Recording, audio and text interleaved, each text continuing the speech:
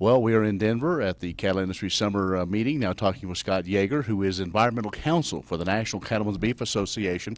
And Scott, a lot of this meeting is being discussed, the waters of the U.S., WOTUS, where do we go from here? So I'm sure every day that's something that you're trying to figure out kind of what the next step is. Absolutely, and there's a number of different ways this could go. Right now in Congress, you have the House passed a bill that would send the WOTUS rule back to the drawing board for the EPA and Army Corps to redo.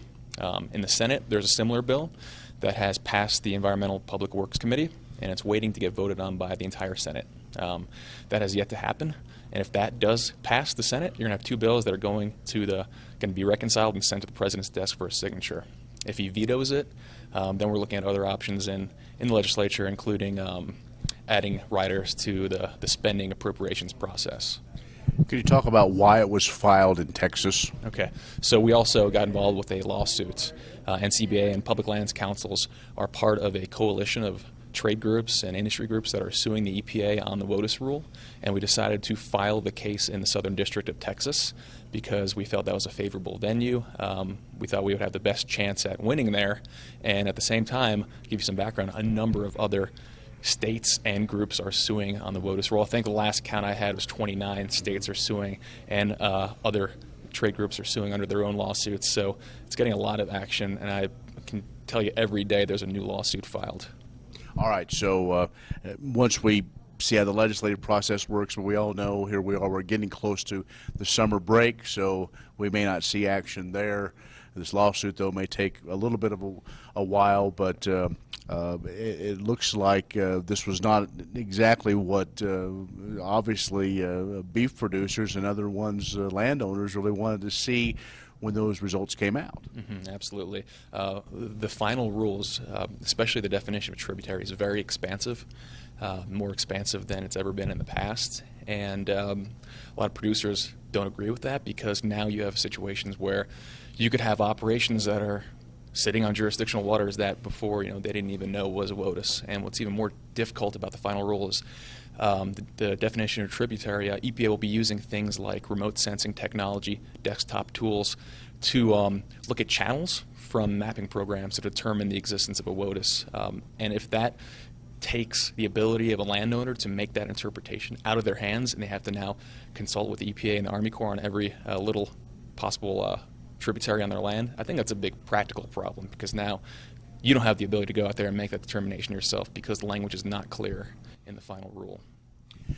One of the things that obviously the livestock industry deals with a lot is confined animal feeding operations, the CAFO rules, laws that are on the books. Can you maybe explain what those existing laws on the books, how that kind of blends in with the possibility of where WOTUS now takes us? Yeah, absolutely. So the way the CAFO permit program works is if you meet the definition of a CAFO, and I'm not going to get into the criteria, but they're in the regs. So if you're a CAFO and you discharge into a waters of the U.S., you have to have a permit or you're violating the Clean Water Act.